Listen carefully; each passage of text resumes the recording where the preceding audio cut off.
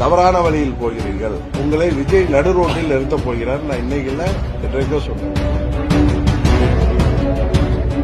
இன்றைக்கு எடப்பாடி அவர்கள் தலைமை மாறினால் சரியாயிடும் என்று சொல்வதெல்லாம் இவர்கள் தாங்கள் செய்த தவறை மறைப்பதற்கு செய்கின்ற நாடகம்தானே தவிர,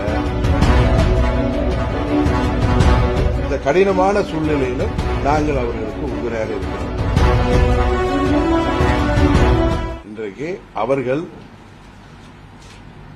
பயத்தின் காரணமாக, ஆட்சி போய்விடுங்கிற பயத்தின் காரணமாக தான், உங்களுக்கு தெரியும், அதிமுகவை உடைத்து அவர்களுக்கு தப்பான வாக்குறுதிகளை கொடுத்து இன்றைக்கு போய் அங்க சேர்றாரு விஜயபாஸ்கர் தான். அதுக்கு அவர் மூலம்தான் அவர்கள் அந்த முயற்சியை செய்து 30 எம்எல்ஏக்களை திரட்டினார்கள்.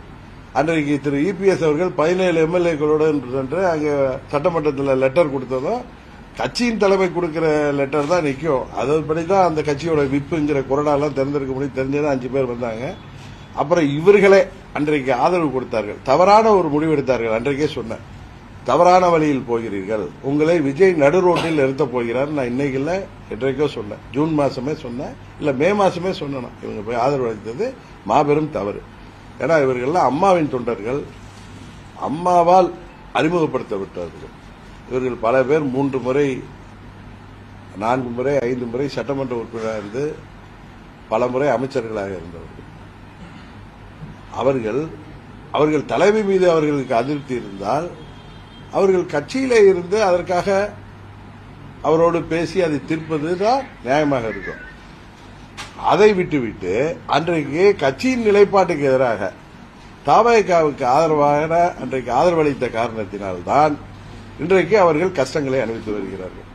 இன்றைக்கு எடப்பாடி அவர்கள் தலைமை மாறினால் சரியாயிடும் என்று சொல்வதெல்லாம் இவர்கள் தாங்கள் செய்த தவறை மறைப்பதற்கு செய்கின்ற நாடகம்தானே தவிர, சுயநலத்தை தவிர இதில் வேற ஒன்றும் இல்லை. இன்னும் சொல்ல போனா 2014 அன்றைக்கு எடப்பாடி தலைமையிலான ஆட்சி தொடர்வதற்கு காரணமாக உதவிகரமாக இருந்த என்னை அன்றைக்கு வெளியேற்றினாலும் நான் அம்மாவின் தொண்டன் என்கிற முறையில் அதையெல்லாம் மறந்துவிட்டு இன்றைக்கு அவர்களோடு கூட்டணியிலே இருக்கிறேன், தொடர்ந்து இருப்பேன்.